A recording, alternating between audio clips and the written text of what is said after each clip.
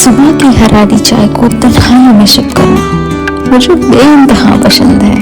खुद के साथ कुछ लम्हे गुजारना, ये पल मेरे दिल को सुकून बख्शते हैं। Good morning everyone, welcome to our another blog. कभी कभी जिंदगी हमें वापस उसी जगह पे ले जाती है जहाँ हमने सबसे पहले सपना देखना शुरू किया था। आज की सुबह की शुरुआत होती है हमारी प्राइमरी स्कूल से, जहाँ मैंने सबसे पहले लिखना, पढ़ना और दुनिया को देखना शुरू किया था।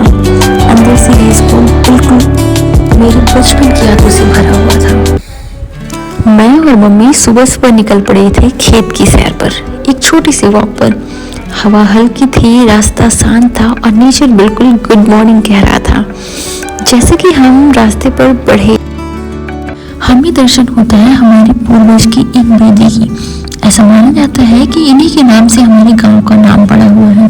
हमारे गांव में कोई भी प्रोग्राम हो, कोई मांगलिक कार्य हो, कोई निमंत्रण हो, मुंडन संस्कार हो, कुछ भी हो, सबसे पहले इन्हीं को निमंत्रण जाता है। और हम लोग और सदियों से हमारे गांव की रक्षा करते हैं। आज का दिन मेरे लिए बहुत स्पेशल था, क्योंकि मम्मी के साथ बिताए हुए हर पल मेरे लिए किसी ट्रेजर से कम नहीं होता। इस रास्ते के बीच में एक अजीब सा सुकून था, जैसे दुनिया चाहे कितनी भी बदल जाए, मम्मी के साथ हमेशा सेम ही रहता है। खेत का ये रास्ता बचपन की याद जैसा लगता है। हर पेड़, हर मोड़ आज भी वैसा ही प्यारा, वैसा ही अपना। मम्मी के साथ चलते हुए ये सोच रही थी कि शायद सच्ची खुशी यही होती है, simple moments, nature and the person who loves you the most.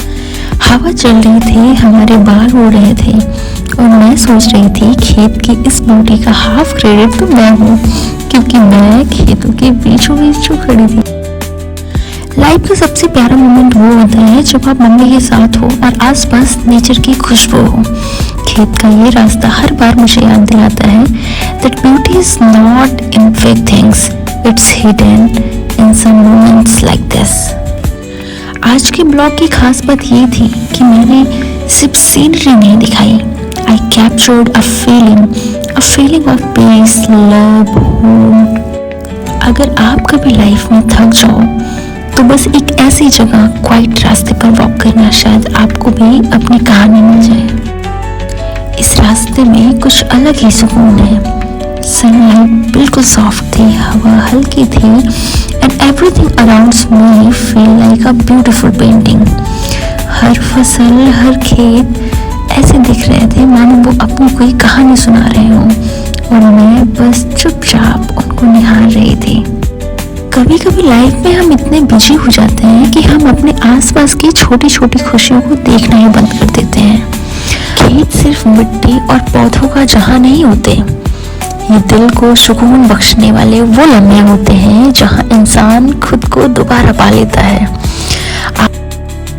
इन खेतों में चलना जैसे जिंदगी से एक मुलाकात करना हो, जहां न शोर होता है न फिक्र, बिल्कुल किसी गीत की तरह नरम, मासूम और बेइंतहा प्यारी। इस खूबसूरत, बेइंतहा प्यारी और दिल को सुकून देने वाली जगह पर आकर मैं और भी ज्यादा खुश हो जाती हूँ। मुझे एक अलग सा सुकून मिलता है। इस प्यारी सी जगह पर मैं खुद को और भी ज्यादा खूबसूरत लगने लगती हूँ। न जाने ऐसा क्यों, पर शायद कुछ तो जादू होता है यहाँ आने का।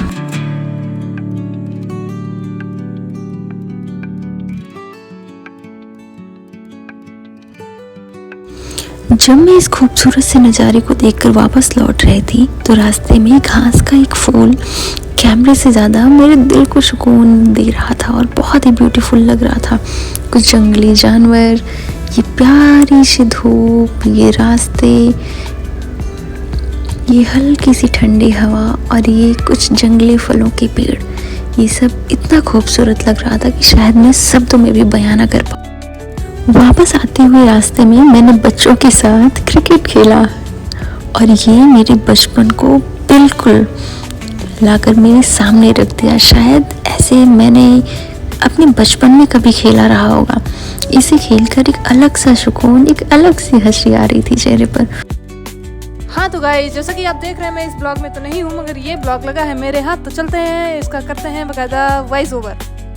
तो घर आके दीदी जी ने किया मम्मी के पैर का मसाज करने के बाद जैसा कि आप देख रहे हैं दीदी जी कैमरे में देखते हुए शायद खुद को बहुत अच्छी लग रही हैं, इसलिए थोड़ा कुछ ज़रूरी बातें भी उसके साथ। और ये जो उनके हाथ में आप गुलाबी रंग का कुछ देख रहे हैं वो स्वेटर है गाइस, शायद पहनने का सोच रही हैं दीदी जी। तो आपको बता दें कि वो स्वेटर नहीं कोटी है। हाँ, अब ये कुछ ज़रूरी बातें जैसे आम तौर पे मुझे नसीहत दिया जाता है शायद उसी तरीके से हाथ उठाते हुए। तो ये स्वेटर हाँ धारण कर लिया है। तो वाकई में दीदी जी सुंदर तो लग ही रही हैं गाइज। तो होने वाला है कंप्लीट। ये हाँ तो एक बटन और रह गया है जो कि अब कंप्लीट होने वाला है। तो गुलाबी कलर का रिफ्लेक्शन आप देख ही सकते हैं, दीदी का चेहरा भी पूरा गुलाबी गुलाबी हो गया है। तो सुंदर तो लग ही रही हैं गाइज। मेरी बात से सहमत हैं तो आप कमेंट करके बताएं दीदी अच्छी लग रही है कि नहीं। हाँ तो ये दुपट्टा नहीं सॉल है शायद। हाँ ये गाँव वाला लुक, थोड़ी सर्दी को नमस्ते प्रणाम। उसके बाद दीदी जी गाँव में निकल गई हैं। ओह आई एम सॉरी, गाँव में नहीं, ये तो छत है मेरा। हाँ शायद मुझे घर आए बहुत दिन हो गया गाइस।